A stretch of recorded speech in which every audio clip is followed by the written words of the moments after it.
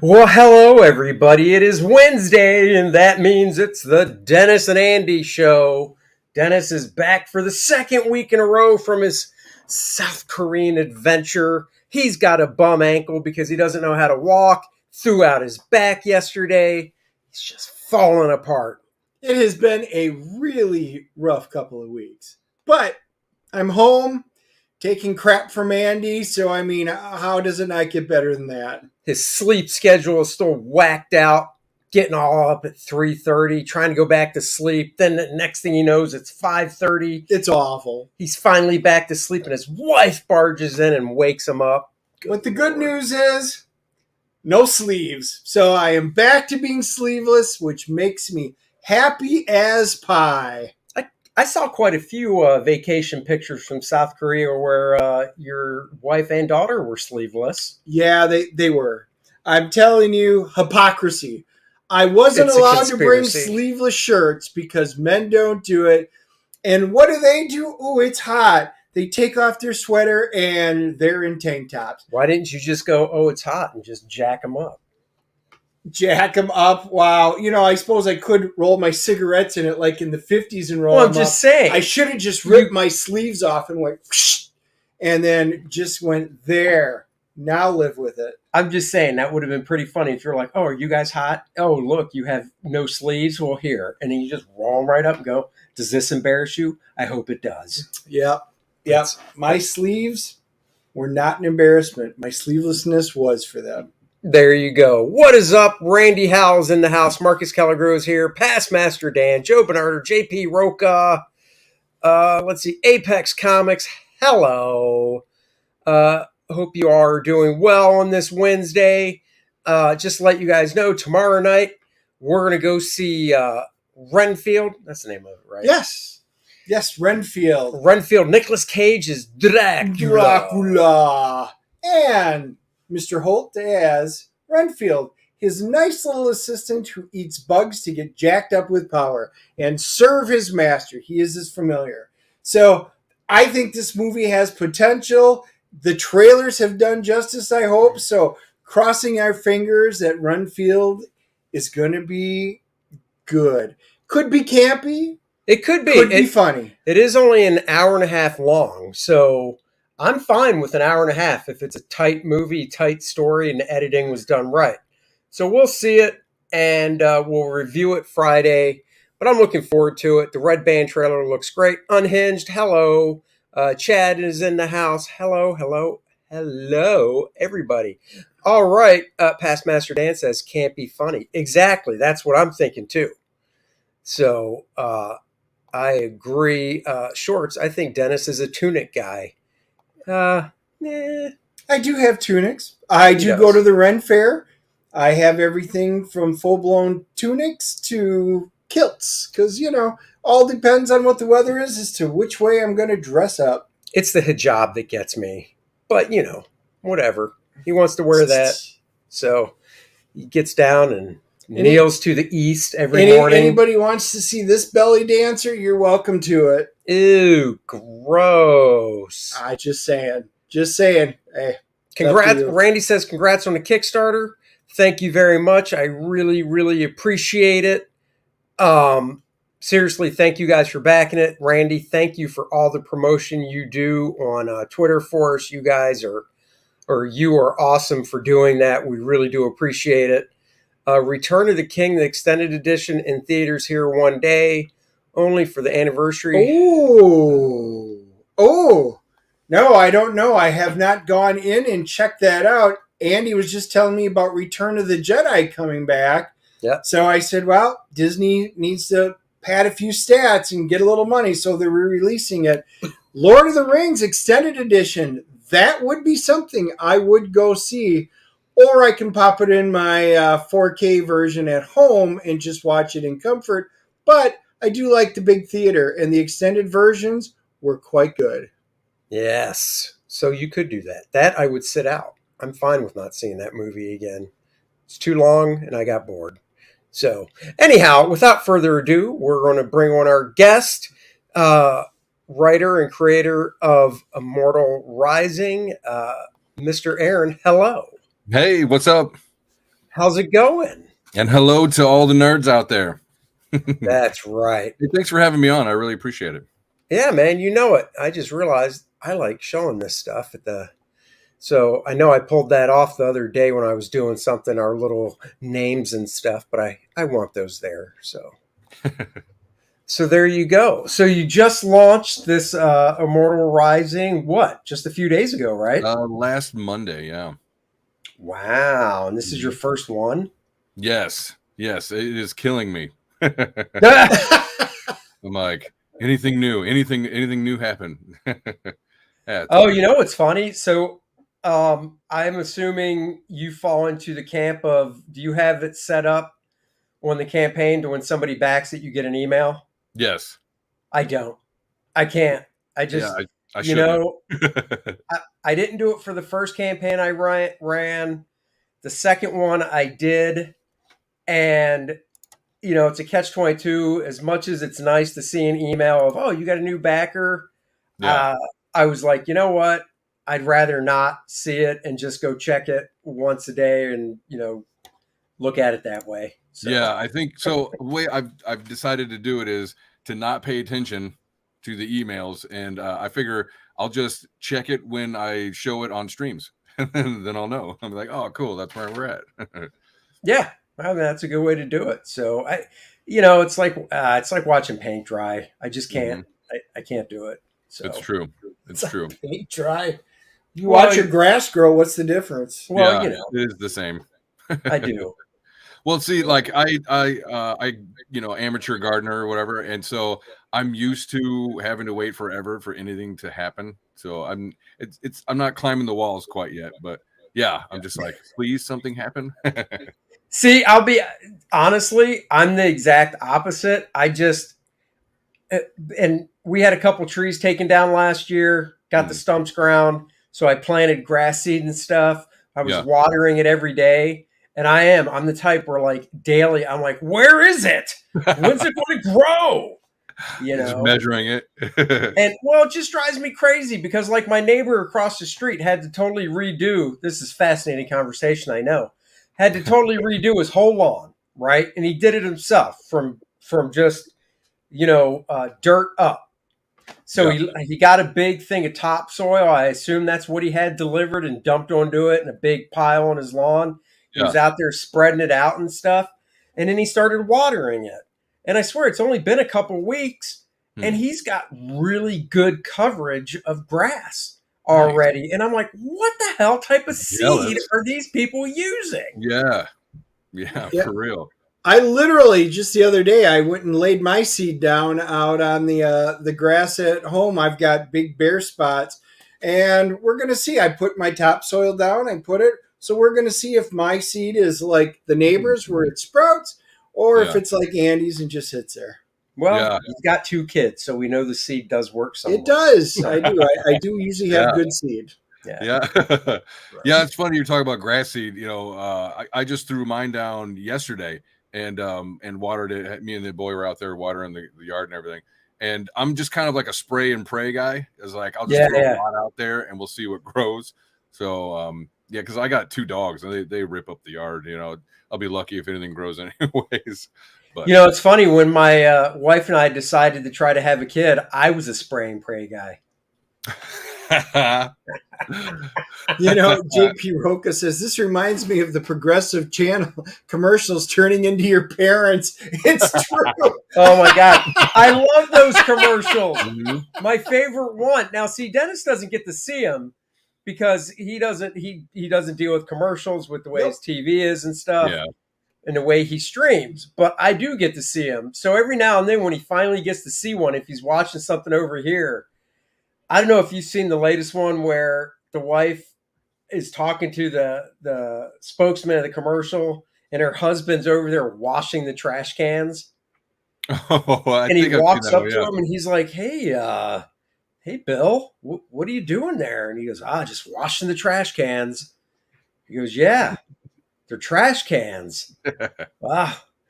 You got to do it. And he goes, I see you got your name and address on them too. And he goes, oh, you can. And Bill's like, you can never be too safe. That's and the guy's like, with the trash? Yeah. I pay for those damn cans. Exactly. The funny thing is, I had crap in mine, so I sprayed mine out and cleaned it out. Bang.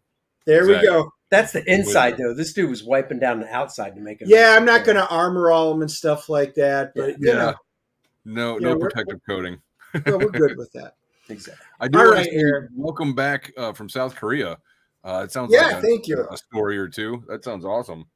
It was my daughter's teaching over there, so we took a couple of weeks, went over there and did touring. First time we had gone for a couple of weeks, we did the Seoul area.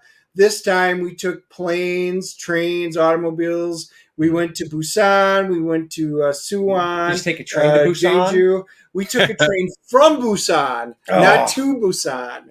Yes.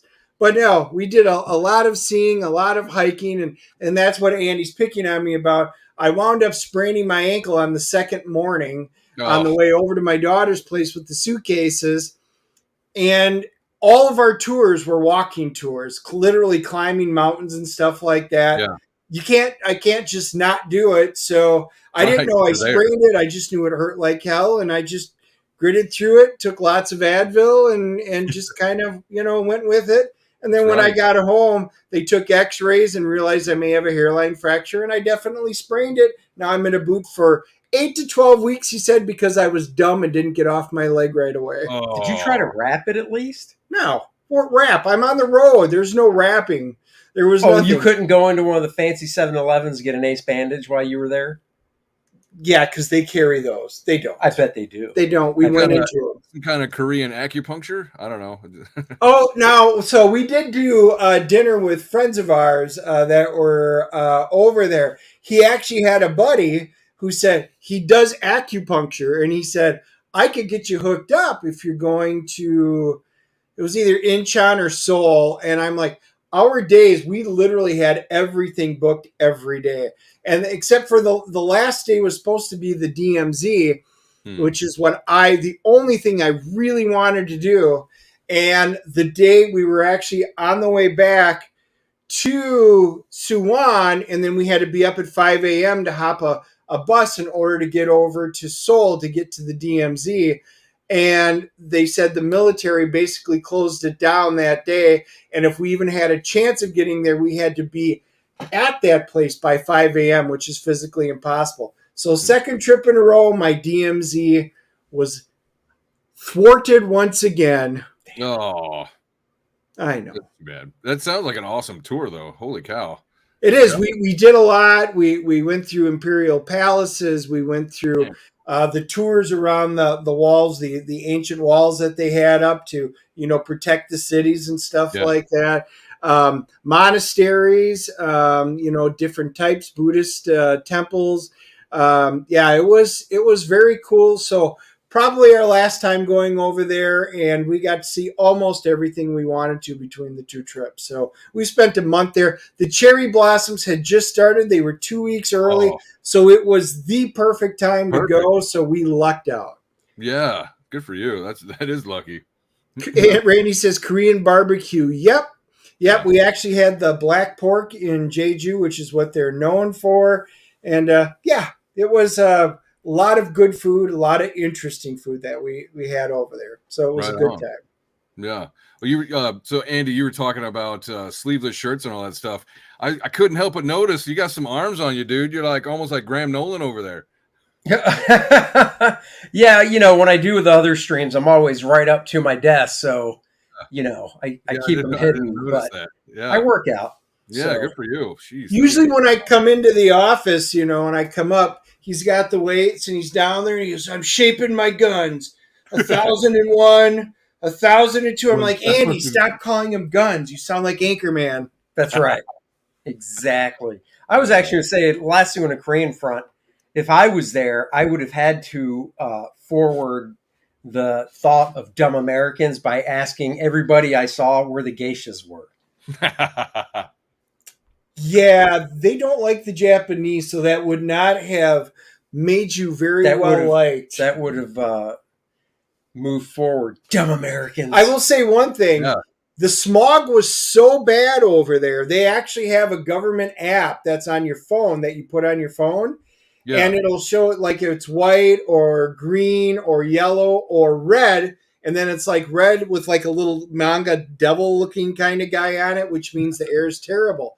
Well, 2 days we were there and it was so bad. It actually is black and it's got like a manga guy with a face mask on, like a gas mask. And our eyes were itchy. It's all the smog from China that it just goes over. It is like we had no rain. It was sunny every single day. Yeah. But you never saw the sun. It was just this kind of hazy gray because the sun can't penetrate it. That is Chinese air right there. Wow. Cool. I mean, I've seen video of it, but holy cow, man. Oof. No. Yeah, it's unbelievable. My daughter's contacts dried out and they kept popping out. I didn't even wear mine. I wore my glasses. My eyes itched probably from day 3 straight on out. It's horrible. Yeah. And it's too bad because it's a beautiful country with lots of great stuff. Oh, yeah. I bet. Marcus says Andy's right arm is bigger than his left. Yeah, I'm right-handed and I draw with my right arm. You push that heavy-ass pencil around, it's about to get bigger. Yeah. Pencil. We kept it rated G. I'm so proud of you, Andy. Pencil. Yep. I hear you. Big hard lead pencil. So now we're going to take a hard left turn, Aaron.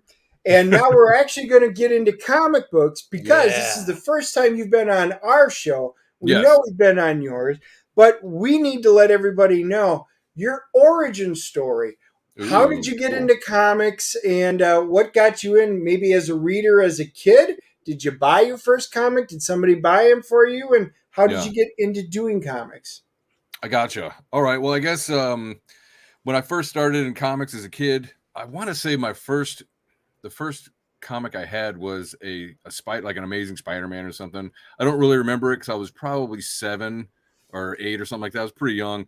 But when I really got into comics was early 90s, X-Men, Incredible Hulk, Tales of the Jedi, things like that. And I mean, Jim Lee, Silvestri, I don't know, all those guys from back in the day is what got me into everything, and I read whatever was hot at the time. I didn't really read the Spider-Man. I was more into the team kind of books. Like I had X-Men, X-Factor, X-Force.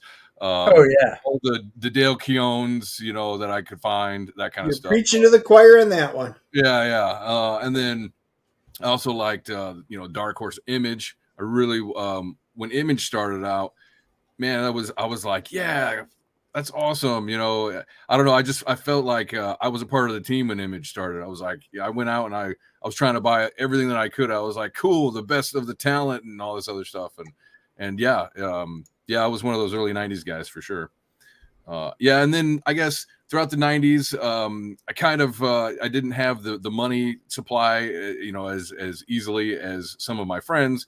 But so I would still read them, because they'd buy them. I'd be that bum.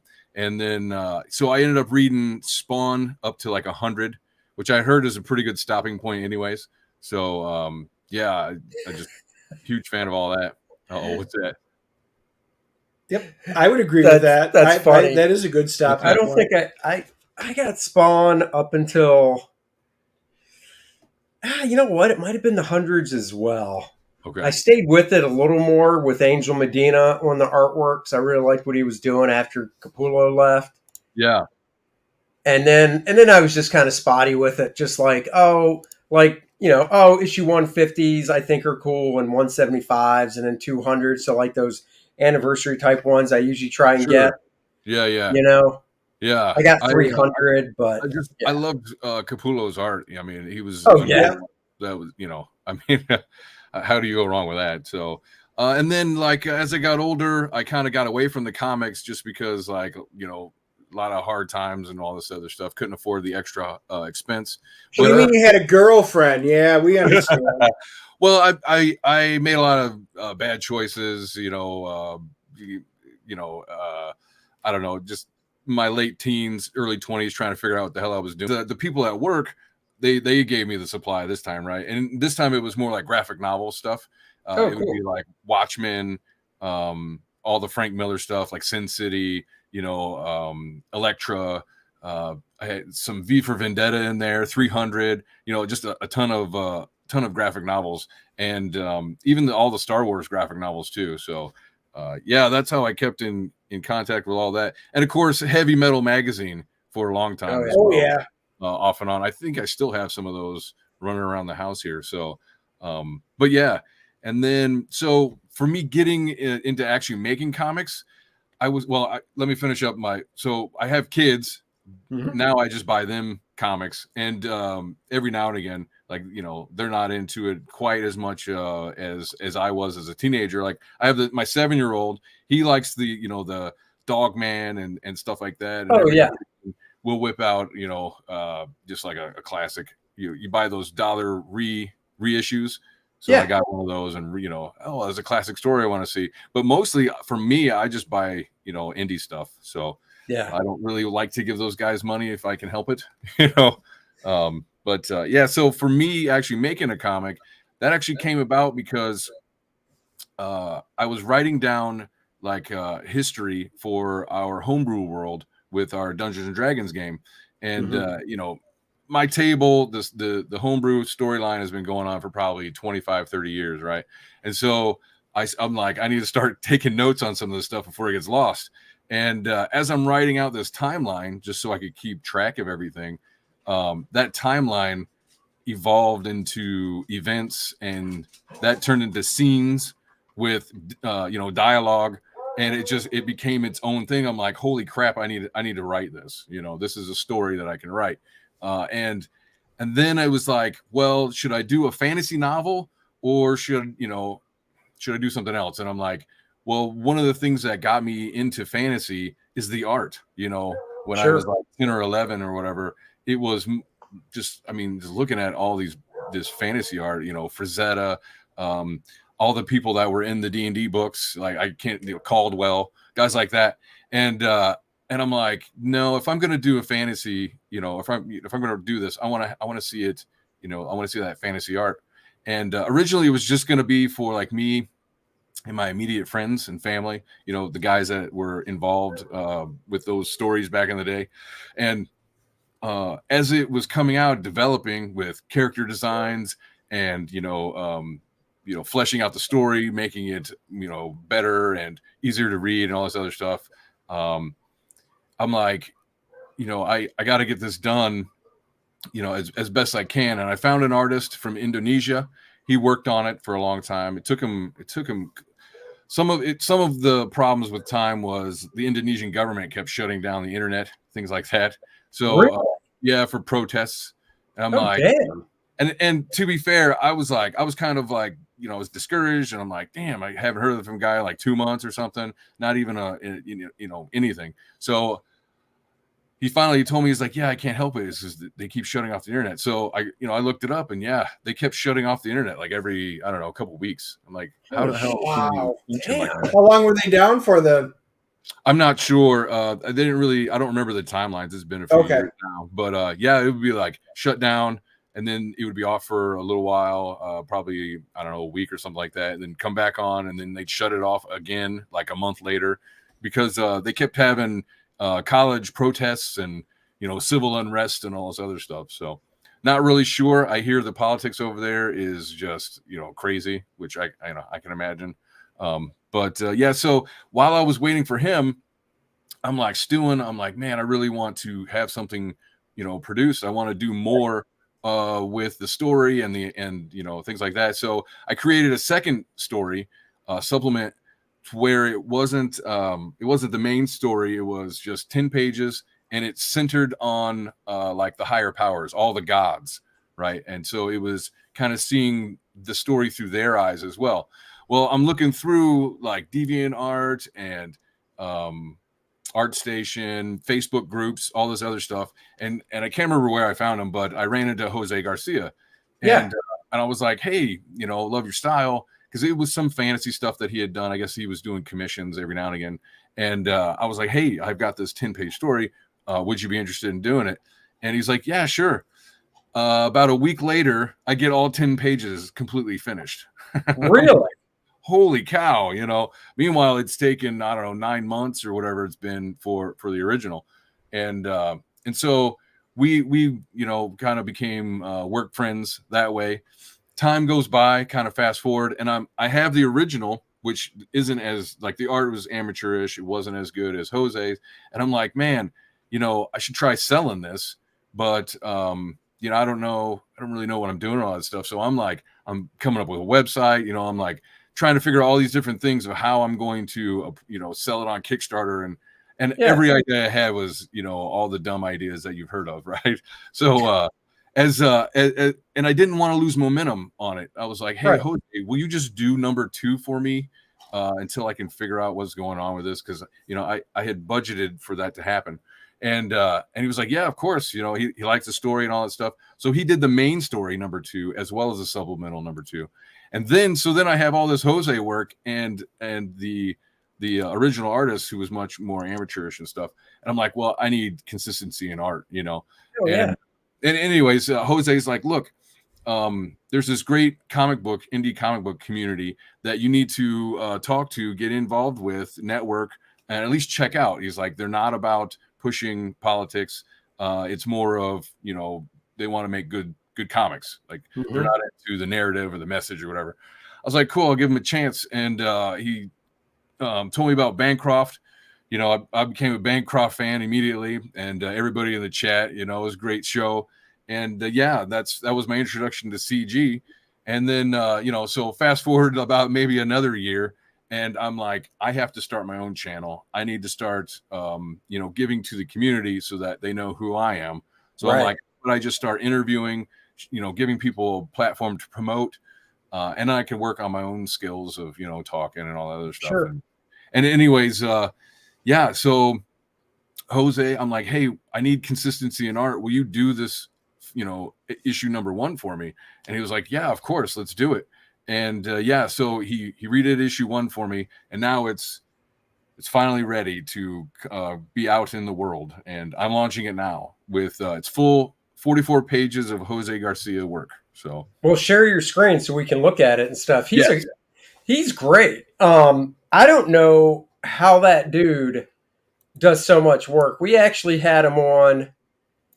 We had him on as a guest a year and change ago. A while ago. Yeah, he was one of our first guests, I want to say, when we switched over exclusively to doing video, because we did do just an audio podcast. And God, I'm trying to remember the name of his project now. Luminavox.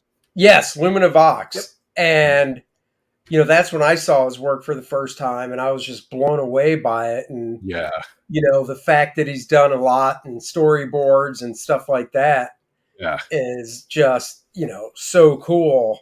I mean, I made a joke. He cut his hands in animation. That's everybody's like, that's got to be why he's so fast. But it's not just that, but he's his unique style. I just don't see anything else like it, really. So. Yes, so this is the page, halfway funded, thankfully, and I guess I can go through it a little bit. Would you like to watch a trailer or? Of course, show that full screen, that sucker. Let's see it. All right.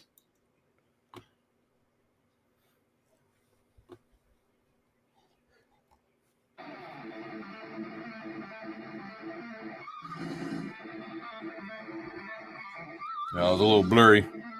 Well, we got sound, and that's what's more important sometimes. It looks fine for the screen.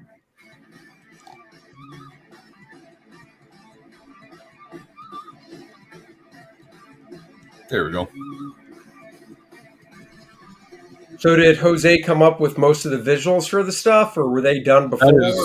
That is all him. Okay. Wow. So with the original version, he did use that as a basis for his storyboard, but otherwise, it's.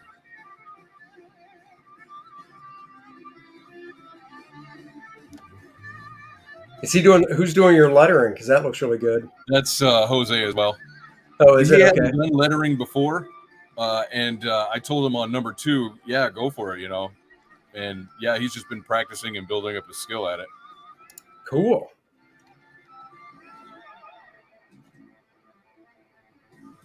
Well, give us the rundown of what the story is about and stuff, and we'll go from there. Sure. That Let is me really see. cool. 1 second. Sorry, just skipping through. So Yeah, it's dude, two you're good. stories. It's two stories in one book. You have the main story is The Calling, 34 pages, and I guess I won't really read this. The copy you can go to the campaign page, but basically, like at its core, Immortal Rising is a story about survival and being thrown into a war that not of your choosing, right? Um, So it's a story of a young elven man named Drake, and he's got this, bright future, military career. Everything's going well for him. He's got a pretty girl he's crushing on, and a clear path from being, like as he sees, a low class forest rat into Nice. being something much better in life just through the military, his mandatory military service. But then, as they're out on their first mission, fate calls and steals him away from his normal life. And he's thrust into a war between gods that he had never heard of on a planet that is completely foreign land to him. So, Right. and it's that planet that our main setting is for the story. It's a planet. Well, I guess I'll back up a little bit. So in this universe, in the Immortal Rising universe, there's an epic war of the gods that's raging, right? And there's an evil god he's on this long quest to kill his creator, Locutus, and that quest comes to a peak on that planet named Terra. And Terra is a planet that was up until recently ruled by Dracula. Dracula 5 years ago was destroyed by a this holy warrior who gets deified, named Andronicus. Now on Terra, I should say now Terra is ruled by like Dracula's undead lords, right? In like a feudal plantation prefecture style, where like people they're in villages and cities, but it's basically like plantation. They farm them, with only the Church of Andronicus to stand against them. So, and it's on Terra, on that kind of battlefield where fate called our heroes, and now they have to fight to survive. They've got to fight to survive in a world where there's a war of the gods going on, and there's monsters everywhere. But first, with the five strangers, they have to survive each other, right? Like Right. their personality clashes, and the 5-man band trope. Like imagine something like I don't know, what's a good team? Like Voltron or something, or like Thundercats, but they don't get along very well. Oh, okay. Yeah. A little bit of that, right? Yeah, and that's the first act of a 3-act arc. Is this one, The Calling, Part 1? Sweet. It's kind of our introduction to everything. Now Jose's drawing that. What about, you said there's two stories? Yes, he drew the second one as well. So Oh, okay, cool. because that was where I was saying earlier how I was, I wanted to do something more, and that's actually how I met Jose, was because he did the second story first. Oh, okay. Yeah. So I know I kind of rambled earlier, but it's all Jose 44. Now these Nice. here, these trading cards, these are the original character design cards from Steve Whitehead. And Oh, okay. they're gorgeous. I wish I could blow them up a little bit longer or a little bit more, but let me see if I can. Nope, that didn't do it. That was a bad choice. Anyways, and then below that is another set of cards by Steve Whitehead, where he wanted to make it more, look more comic book, because a lot of his work is like this. It's like almost realistic. I mean, Oh, okay, cool. his textures are amazing. And then here we see, let's meet the heroes. So this is our main character, Drake Hardy. He's immature, he's brash, he's inexperienced. And in our story, he's tasked with escorting these two twin princes of the kingdom that he's from on a ceremonial hunt. And that's when his life is changed forever. Nice. Fate steals him away. And then we have some of these other characters, his love interest, Lorelei. This is the Arab cleric who is a cleric of Andronicus, the one who destroyed Dracula.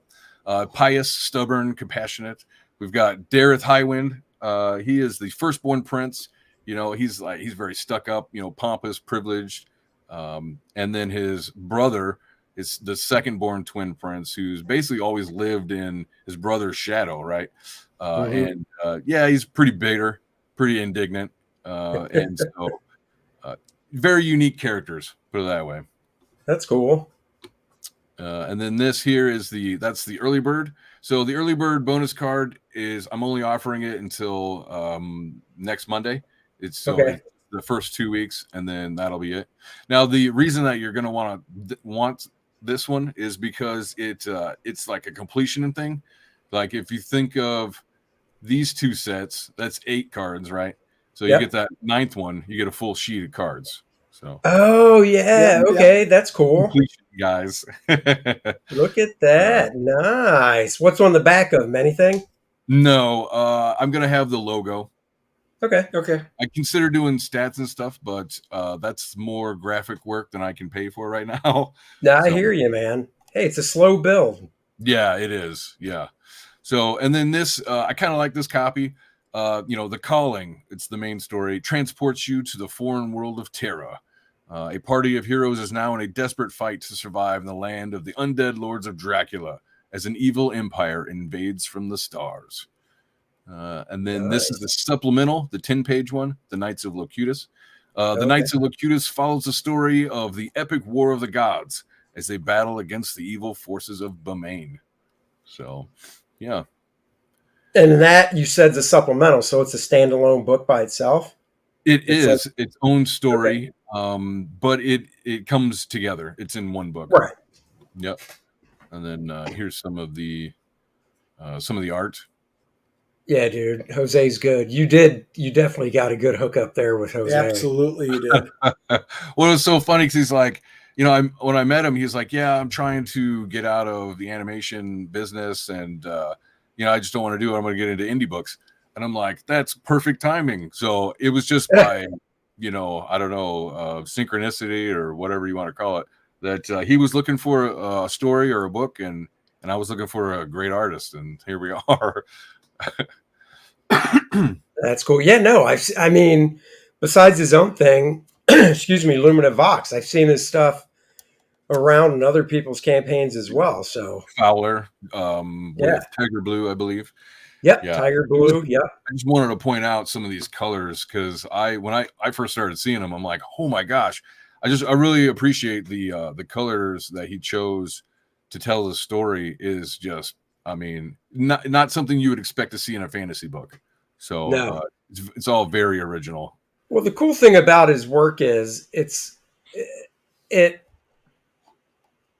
a comic or a graphic novel, but I mean, it looks like it's just stills from a cartoon. It does, doesn't it? And that is one of the things I really enjoy about his work. Yeah. Is that it does. It looks like stills from a cartoon like they used to do, where they would just, pull stills from the movie, an animated movie, to, make the comic. Oh, so, dude. I know. I love it. It really feels like you're reading a cartoon. Yeah. Or anime or whatever. But look at these. Look at this back here. These airships. Oh my god, man. It's just crazy. And then again, some people just absolutely love this panel. I mean, I'm one of them. That's why I put it up on the campaign. But just like all the clouds and the coloring in here and the trees, very cool. Oh yeah. So, and then this is our Dami Mommy. That's the evil Empress. She's the leader of the bad guys. She is the one that commands the invading force. So, oh, sweet. Yeah. It's kind of like, so the overview is kind of like, you've got the planet Terra, which it's got like Dracula just died. There's kind of a power vacuum, and mixed into this is like this evil empire invades looking for a super weapon that they thought they had lost. So all these things are happening all at once, and it creates for a lot of chaos for our party. Yeah.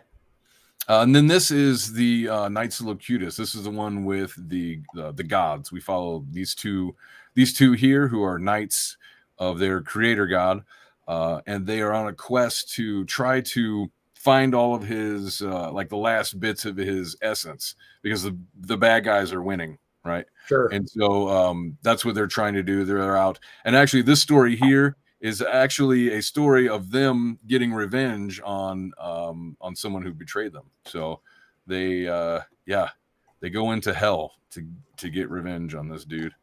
And that's badass. That is.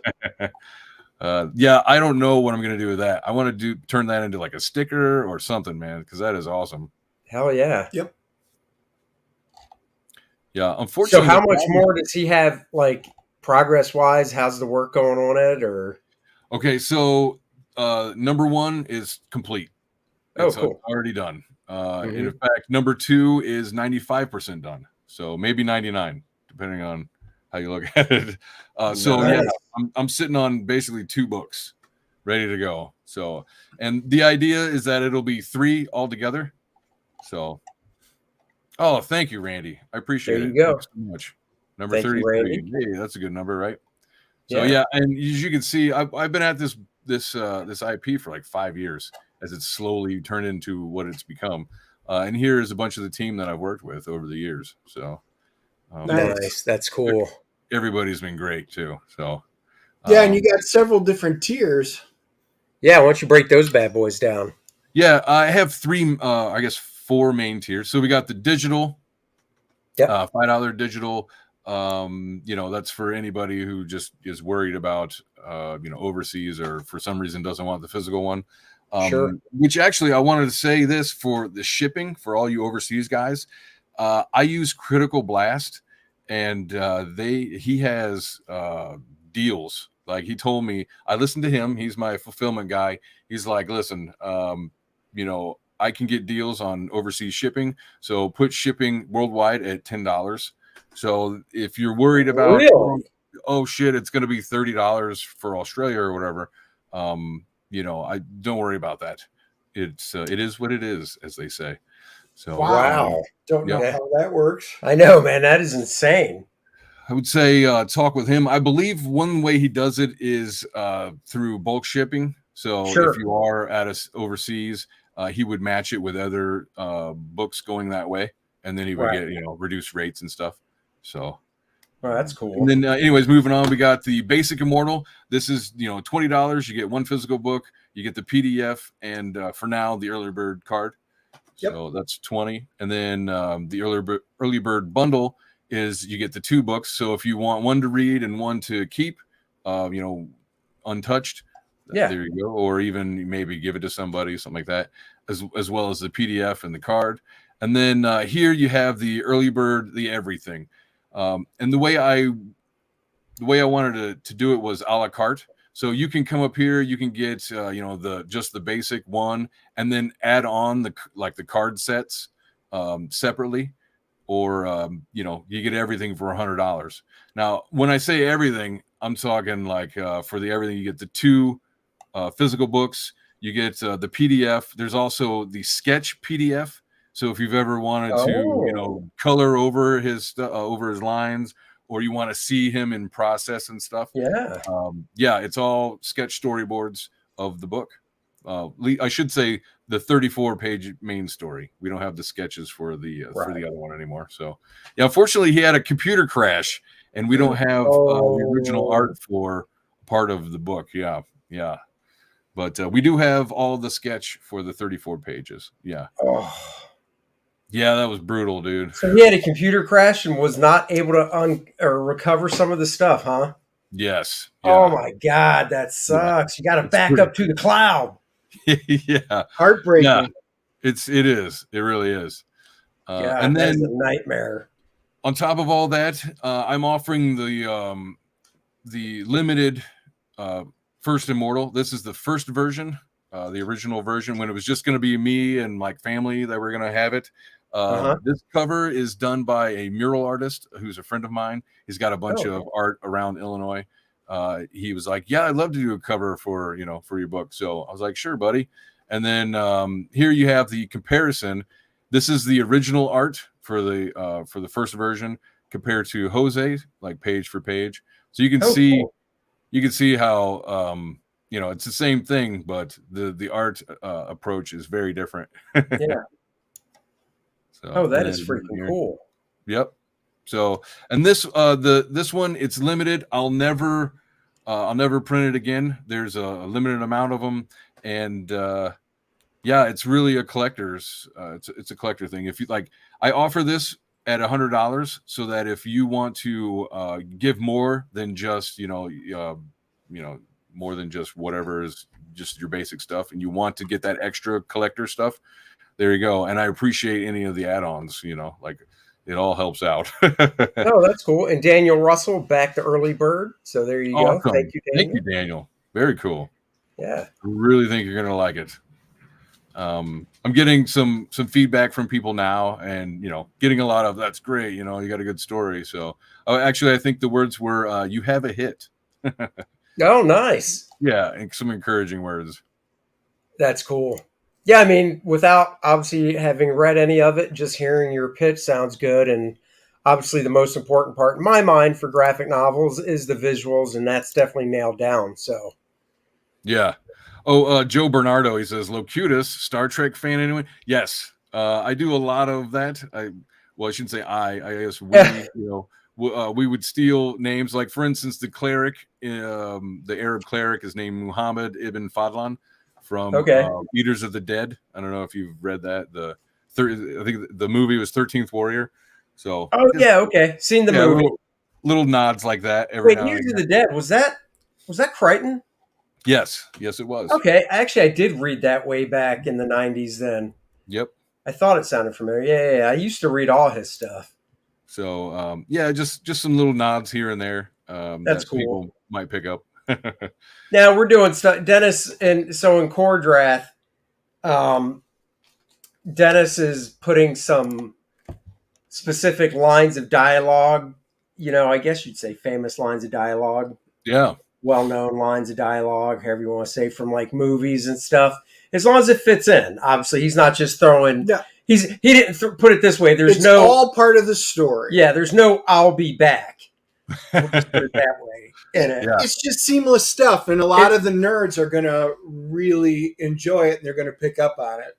Yep, that's exactly the way I chose to do it too. I was like, just a little wink, a little nod, because like the fans who are going to like this, more than likely will pick up on most of the references, Exactly. It doesn't smack you in the... Well, and that was it. When I was reading the script and reading some of the dialogue, most of the stuff I caught, for Kor-Drath that he did, but some of them I'm like, what's that one? And he's like, oh, it's this. I'm, oh, okay. Amish Ninja says E.T. No. If he ever did an E.T. reference in Kor-Drath, I would just fire him right away. And Phone home. Yeah, no, that will not be in Kor-Drath. No phones in that book. Darn it. You got to go. That's funny. Kor-Drath would just take his mighty axe and cut E.T.'s head right off. I mean, wow. Just killing that poor E.T. who was just trying to get home. And he's got that skinny little neck, so he could then just swing it by the neck and just wing it. He's a child murder. I mean, could be a metaphor for pedo, but I don't know. Not if he kills him. He got drunk and dressed in a dress, and I don't know, hanging out with That's kids. Right. It was a little weird. Dad wasn't around. I don't know. No, I hear you. That got dark. It did. I hear you though. Just having fun, guys. That's all. But yeah, I love this one. I'm not sure what to do with this picture here. T-shirt. Man. T-shirt. Yeah, I was T-shirt mini print. That would either make a really nice poster because it's got such good detail, or a T-shirt on a black T-shirt that would look really sharp. Hell yeah! Yeah, you just got. I think you're right. You just got to play with it. So this is the part that we don't have the PSD for anymore. So we're gonna have to find a way to layer it again. So he doesn't have the Was that one of the layered files he lost? Yes. Yeah. Oh no! So a lot of the stuff is only the flat and print ready files. Yeah. Oh no. Yeah, That's pretty brutal. That that hurts. sucks. For any kind of additional work, yeah, it's brutal. Yeah, no, that is really really brutal. I feel bad for him. I'm so paranoid about that stuff. I've got two different Yeah. cloud Well, I things think I he back learned his up to. lesson. I think he learned his lesson on that one because we haven't had any problems since then. So. Dude, I tell you, all it takes is once for your computer to crash, and then you get down on your knees and pray that the hard drive can be recovered. And if it Dude. is, you're like, it's like that time you get so shit faced drunk, you're bent over the toilet saying, "Oh God, I'll never do it again. I'll never do it again." And with your hard drive, you're like, "Oh God, I swear to God, I'll back it up to the cloud. I'll back it up to the cloud. Please recover my hard drive." That's I funny. mean, Dennis goes through that, and it's because all his porn collection got towed. And I'm like, dude, why would you keep it digitally? Well, that's how you gave it to me. So I don't know. I just don't That's have how another you way. I'm gave not it to printing me. it out. Well, and the terrible thing is like, all right, I tried getting on to some shows. Like I was going to get on Joe Sontag's show, right? Yeah. Before, I don't know, probably a year or so ago, and just to kind of get into the community, start talking with people. And anyways, as I'm waiting there in the back room, and he goes to add me on, and my computer, my hard drive crashes right then. It starts making a weird sound. I'm like, Oh my God. Completely. I'm like, I go for my laptop. I tried pulling up my laptop and all that, but it I don't know. It's old. It wouldn't run the camera or something like that. I'm like, oh my gosh. So I took that as a sign. I'm like, obviously, I'm not ready to be doing this yet. And there's probably a good reason that this happened, but I still have that hard drive. I got a solid state one now. I still have that hard drive, and I need to have somebody, try to, because I might have the PSDs on that one, but it's like, I try to look at everything like that. Anything that goes wrong like that, I always try to think there's got to be a silver lining in here somewhere. And whether it takes a day or a month or a year, at some point, you can usually look back on stuff like that and go, all right, that was a good thing after all, I guess. Yeah. Well, 9 months later, I started my own channel. So there you go. Not too bad. Months from now, Dennis is going to look back on his fractured sprained ankle and be like, and this is why it happened. This is why it was meant to be. It'll just make you stronger. It will. I'll be like the Bionic Man. Let's not go crazy. You're going to make that sound effect too when you run? Yeah, we could do that all day. I love that sound effect. I just wanted to show something. What happened? Oh, you're showing that? Okay, cool. Yeah, I got slow RAM. So anyways, yeah, when you click on it, then you've got here's all the add-ons. You got the mini posters. Here's the original version. Here's some of the cards, and it's all there. Another mini poster. This is the Jose Garcia cover, and then this one is the that's the design character design artist Steve Whitehead. He also did a poster for me as well as a card. Nice. So yeah, he's awesome, dude. No, that's cool. What do we got here? Let me see something here. External backups, even just on a USB HDD, are usually good enough. I got one of those too, as long as you've got 2 copies at any given time. But yes, in modern times, we have SSDs, cloud, home. Yep, we sure do. Yeah. There's so many ways these days. It was a lesson learned, definitely. Oh, yeah. Here we go. All right. Well, that's very cool, man. Very cool. So you just launched it. Are you breaking it up into 2 30-day segments there? Or yeah, I think so. Yeah. I'm not sure. I may just do 30 and then go, oh, nice. I may do 30 and then go in demand and then go to fund my comic. Like a second chance kind of deal. So sure. I'm not sure yet, but that's most likely what I'll do. I don't really want to be on Indiegogo. Like I had all this kind of set up for a good year, getting signups and all that stuff. And I didn't want to lose any of that info. So, right. But now, and there wasn't much else anywhere else to go, but now there is. So sure. Well, that's cool. So what do you, if you don't mind me asking, what do you do I assume as a regular gig for a living? Oh, sure. I work in a factory. I'm an equipment technician. Oh, what's the factory make? Can you tell us? I Weapons? work for it's a military contractor. Damn it! I was just throwing that out there just because I thought You it were trying sounded to throw cool. shade, and he threw it No, right I back wasn't at throwing you. shade. I just thought weapons sounds cool. So look at that. Tony No, Stark, actually, right so here. for about 10 years or so, I guess maybe 11 years, I worked on air-to-air refueling systems. So like when the Ooh, jets are up in the air and they got the other jet behind them and they got the hose and yeah. all that stuff. Yeah, I built those hose reels and repaired them and all that other stuff for a decade. Yeah. And now I got a little bit of an upgrade. So I don't work on that stuff. Now I do like calibrations and stuff like that. So Well, I mean, that sounds cool. So just nerdy factory work. I barely get to see the sun, which is why I'm so pale. That's my excuse. now I'm curious, what time do you have to be there at?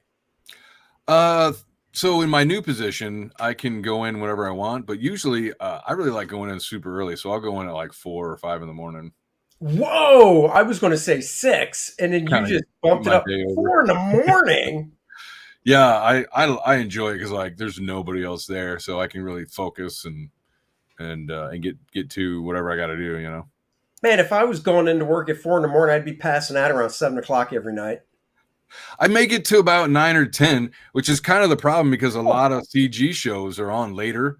Well, that's yeah, when like I'm settling down and getting ready to go to bed or hang out with the family and stuff like that. So I can't really be on a CG show, which is another right. reason why I do my own channel shows like around 6 o'clock my Yeah, time. So I guess it's what is that 7 on the east. So yeah, yeah. Yeah. and I don't know. I just unfortunately, that just means that I can't be in mini chats. Well, Right. that's why our show works out so good for you. It's good timing. Yeah, I've been catching it more. So That's cool. Let's see what we got in the chat here. Randy's Pimpin' Dragon Rage by Mr. Jimmy Reyes. Go check that out. That's got yeah, 2 days left. Obviously, he's Jimmy's been cool. posting the link, and I put the link down below for Immortal Rising. So everybody Thank go you. check that out. Um, let's see. Cool. You're at 1584 now, so that's good. Yes, thank you very much. I appreciate it. Yeah, it's a little disheartening. I don't know. I guess I don't know. I didn't know what to expect, but there was just nothing there on Indiegogo. Like, they kind of say, oh, well, it's a marketplace or a mall where people can go and they can window shop. And if they like your product, they might pick it up. I don't think I'm getting any kind of traffic like that at all. Like, it all seems to be YouTube, going on to shows like yours and getting signups right there. I mean, have you gone to the you go to the homepage, you go to explore, and then I guess in the drop down you can hit comics and just to scroll Yeah. to see where it's at. I haven't really done that. No. Yeah, you should do that just to see where it falls, Yeah. because that's unless people, unless it's like this where you're talking about it and people get the link and know where exactly to go. It's basically if somebody's bored and just goes to Indiegogo and they're in the comics and they go, oh, let's see if there's anything new, and they click that and just start scrolling, Right. But I Yep. think a lot of it is just word of mouth and getting it out on social media and doing, making the rounds on the channels and stuff. And I think the channels are the best. You get on a bunch of people's channels, you talk about some fun stuff, pimp your product and stuff like that. There's a Yeah. lot of good comic book buyers out there that really support this type of work. So I think it'll be maybe a slow build, but it'll all get there. I Yeah. think so. I mean, there's nothing else like this that I've seen in the indie space at all, or even in the mainstream space. Like, I don't know. It's a very unique product, and I think it's going to be unique themes and art and story, really. And I don't know. I think once people see it more and more, I think it'll take off for sure. I think so, and you just have to be patient. It's Yeah. people have And said this a lot. It's a marathon, not a sprint. right. So Yeah, I just and I'm not good at either one of those. So well, like I was saying earlier, the amateur gardener thing, I'm just planting the seed. Oh, I suppose now it's starting to sprout, but Right. I planted the seeds a year ago, and now I'm starting to let it grow, water it, and all that stuff. And in time, it'll start to really flourish. I All I want this for mainly, like I don't expect for it to go to like 50 grand or anything crazy like that. But what I want for this is to help pay for the third one. So that Sure. anything over top of cost is going straight to Jose to start the third one, because that's all we're waiting on is cash. So yeah, and then third one will be, and hopefully in about 6 months I'll be launching number 2. Cool. Why don't you hit refresh one more time? Sure.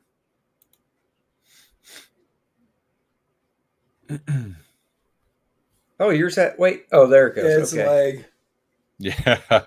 Yeah. People make fun of me on my show for my RAM. So here we go. Whoa, holy cow. Nice. That's awesome.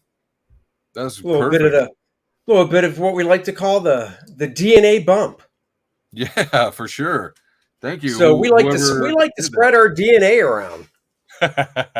But before we go, because we are going to start wrapping it up, because I'm going to stream at 8:00 tonight, and I got to fit some stuff in between that. Right I'm going to share Kor-Drath, The Reckoning. Nice. That's right, Kor-Drath, The Reckoning is the book, as most of you watching know. But for any new viewers, that Dennis and I are doing, it is 76 pages of barbarian fantasy action. Kor-Drath's tribe is overrun and totally slaughtered, I tell you, by a legion of the undead, and now Kor-Drath needs to find out who set the wheels in motion for this to happening. He's the last sole survivor. Him and Adriana are going to go out on a mission with vengeance in their minds to find out who did this to him. 76 pages. I'm working on page 54, I think. Currently, you can read the first 8 pages on the campaign page. The link is in the description below. And of course, our man Randy is popping the link for us here as well. And for those that don't know, it was on Kickstarter. We are actually at about 82,000 and change total. So that means that the $80,000 stretch goal has been unlocked, which is the Lilith playable character card. Playable character? What's that? Well, Dennis is writing a 24-page minimum game module for the RPGers out there, so you can role play the Kor-Drath Mayhem in the Mirador Mountains game. You can play them with characters you've already created, or the Kor-Drath characters with the playable cards that come with every copy of the book. So go check it out. Look at that gorgeous Bud Root cover. Yeah. I know when that's actually in print in Dennis's hands, it's going to be nasty. So I don't even want to be there when that happens. Okay, I'll just wait for the T-shirt. There you go. And you'll cut the sleeves off of it too. Absolutely, I will. And you guys will get to see it right away. Damn it, you're going to disrespect the T-shirts. That is right. Sleeves will be off. God. So disrespectful. Well, you're paying for it. I love that throwback cover. Yeah, it was tough trying to pick which cover I wanted to go with. So I was like, I thought I had bought it on Indiegogo, not realizing that it was on Kickstarter. So I'm pretty sure I bought it twice. But well, we appreciate that. I think that I wanted. I think I want a different cover though, because I'm pretty sure I had the just the basic cover. I really want that chick cover too. That's pretty nice, man. Well, that's cool. Well, you know, if you did end up doing it twice, and if for some reason it was the same cover, just let me know. We'll work it out. Yeah, sure. Yeah, we can just ship the other one when they come. Yeah, we'll figure it out. No problem. So, guys, go check out. Of course, there's the oversized hardcover artist edition as well that we're doing. So you can look at all the black and white art, because I do work traditionally pen and paper. Yeah. So yeah, guys, go check it out. Thank you everybody that has backed it already. We really appreciate it. Every Share day it. is Share a it with dream. all your friends. Put it on social media. It's the only way we're getting the word out nowadays. That's right. Mhm. Sharing is caring. So please do that. And we will be back, of course, next Wednesday. We'll drop a review on Friday of, good Lord, what are we seeing? Renfield. Renfield. Nicolas Cage's Dracula and his assistant Renfield, who the movie's actually about. I know. The guy that played, the actor that played the Beast, right? Yep. In X-Men. So, And was in the menu. and I'm not which talking was a about great Frasier. movie.